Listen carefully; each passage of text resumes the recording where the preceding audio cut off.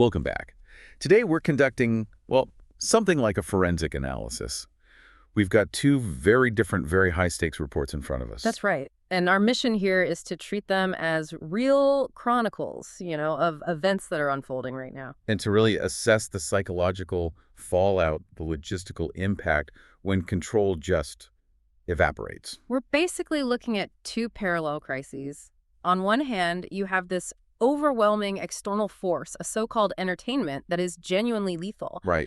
And on the other, we're peering into these incredibly high-tension private worlds, full of bizarre rituals and internal compulsions. And the thing that ties them both together, really, is this total collapse of control. It doesn't seem to matter if it's shattered by something outside of you or if it's sacrificed to some secret need you have inside. The end result is the same, meaning free will. Right. It's all just vanishing. Okay, so let's start with the immediate crisis. This is what's brought Chief Rodney Tyne to the Boston area. We're talking about this thing they're calling the Samizdat. Yeah, an underground cartridge. But the source material calls it a lethal entertainment, and that's not an exaggeration. No, it's more like a perfect, deadly compulsion machine. It Yeah. feels like it's designed specifically to just collapse a person's attention completely. And the lethality it's immediate and total. This is not some kind of slow burn. We see that in the reports. Yeah. Multiple incidents, right? Boston, Berkeley. Right. And you're looking at nearly 50 casualties in a very, very short period of time. The Berkeley case is it's staggering. 17 individuals. 17, and that includes the first responders, cops, paramedics, technicians. All of them lost to any meaningful activity. And the only reason it stopped is because somebody physically cut the power to the house. It's terrifying. The functional destruction, I mean. Tyne's agency, they handle these complex anti-terrorism threats, and now they're faced with people who are physically fine. Right, they're docile, they're continent, but they're blank. Utterly blank. Their whole lives, all meaning, has collapsed into this one narrow focus, and nothing else matters. The CDC's term for it is that they have the mental spiritual energies of a moth. Yeah. And what's so fascinating here from a tactical standpoint is that the intelligence community is facing this completely intangible threat. How do you fight that? Exactly. It destroys human function, but it resists any kind of conventional analysis. They sent in researchers from the DEA, volunteers from military prisons. And they were all lost. Instantly. It's devastation, but with no forensic mechanism you can actually point to. So what did they find when they finally managed to get some kind of analysis done? What did it show? Well, this is the key paradox. They ran PET scans on sacrificed subjects. Okay. And the scans showed unexceptional wave activity, just totally normal. There's no sign of deep hypnosis, none of the dopamine surges you'd expect with, a powerful chemical addiction. So if it's not chemical and it's not hypnotic, Okay. then what is it? What is the source of this compulsion? That is the critical question, and the only clue we have is buried in the tiny, tiny detail from a lance corporal they had restrained. Right, just seconds before he also declined. And this is where it gets really strange. The only thing he could articulate, the only thing he saw before his mind just collapsed, was a shot of a veiled woman. A veiled woman. Yeah, high-quality shot. She's going through revolving doors. She sees someone, and the shock of seeing them makes her veil billow out. That's it. That's all they have. A single moment of recognition. So they're chasing a ghost. And this has to shift the investigation, right? Away from the lab and more into, geopolitics. Precisely. They're now tracing the matrix by analyzing postal codes, using electron microscopy on the mailers. They're trying to find the source without looking at the thing itself. And where is that pointing? The evidence suggests dissemination is happening along the U.S. northern border, with hubs in the desert southwest and, crucially, Metro Boston. Which is why Tyne is there. And it links the whole crisis to one of his agency's special provinces, something they internally call the U.S.'s Canadian problem. This suggests the threat is deliberate. It's weaponized. It's not just a mystery. It's an attack. It's an attack. So let's talk about the man coordinating the defense against this invisible chaos, Chief Rodney Tyne.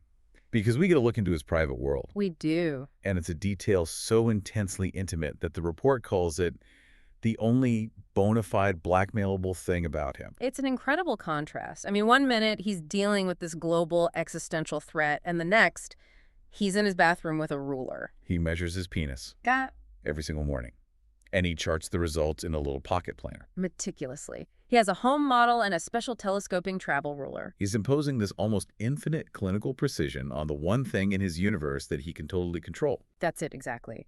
The Samizdat destroys meaning by narrowing focus onto one object of desire. Tin's ritual is his way of fighting back, by imposing quantifiable order on his own private life. It's a compensation for the chaos. And that bizarre need for precision, that becomes his central vulnerability. So for him, the stakes are just immense. He has to solve this international crisis, this attack. While making sure no one ever finds out about his secret ritual, because if they do, his authority is just gone instantly. So if that first part was about an external force collapsing control, part 2 shifts gears completely. Right. Now we're moving inside a very disciplined, very closed environment, the ETA Academy. And here, control is collapsing from the inside out. Through these strange private compulsions, these really charged confrontations. And the time has shifted. We're late in the evening now, around 9 p.m. It's supposed to be mandatory study period, so the building is silent, pitch black. And our guide through this is Pemulus. And the way he's described gliding across this shag rug, he's wearing an outfit that just screams defiance. Oh, absolutely. Check sport coat, a naval shoulder braid, this ridiculous yachting cap. He's like an agent of insolence moving through a world that's all about rules. He stops, he's listening, and he picks up on the first scene. Orthostes, the darkness, is in a session with Dr. Dolores Rusk.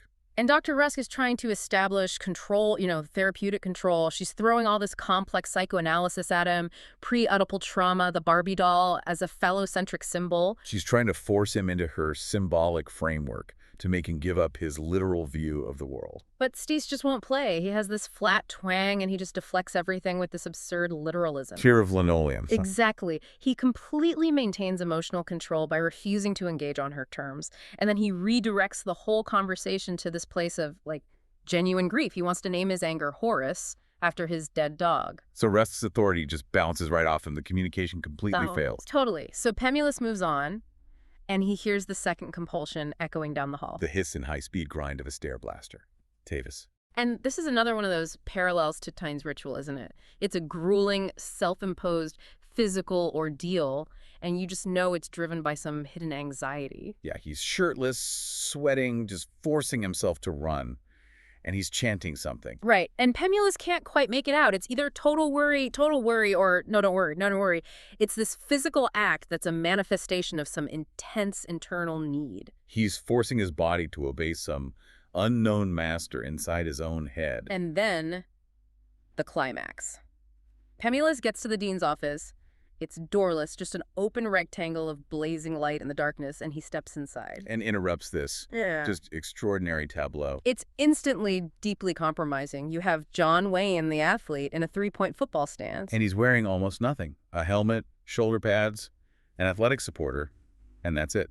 And he's making these low growling sounds. Primal sounds. And then a couple of meters away is Dr. Avril Incandenza, Mrs. Ink, the authority figure, the dean's mother. And she's in a full cheerleader's outfit, doing near splits on the carpet. And crucially, she's pretending to blow this brass whistle, but it's mute. The little pellet inside is gone. So this is a silent, private, intense role-playing ritual. And the interruption is total. She just freezes. Frozen, mid-action. Wayne cranes his neck. The growling stops. And then Pemulus delivers the line that just flips the power dynamic of the entire institution on its head. I probably won't even waste everybody's time asking if I'm interrupting. The breach is violent. The sacred private ritual is shattered. Mrs. Ink, the one with all the administrative authority, is caught completely exposed, vulnerable. And Wayne, he tries to maintain some composure. He moves to put on his sweats, but you can tell it's just sheer will holding him together. But Pemulus, in his ridiculous outfit, he has all the power now. Just by being the one who saw, he holds this hidden knowledge. And the tension isn't aggressive, it's just psychologically awkward, deeply awkward. What were they doing? What's the point of a nude football stance and a mute whistle? The unspoken agreement of their private world has just been destroyed, and Pemulus knows exactly what he's gained. He stands up schoolboy straight, looks at her, still frozen on the floor, and says, I predict this will take about 2 minutes at most. He is now in complete control of the timeline. She has none.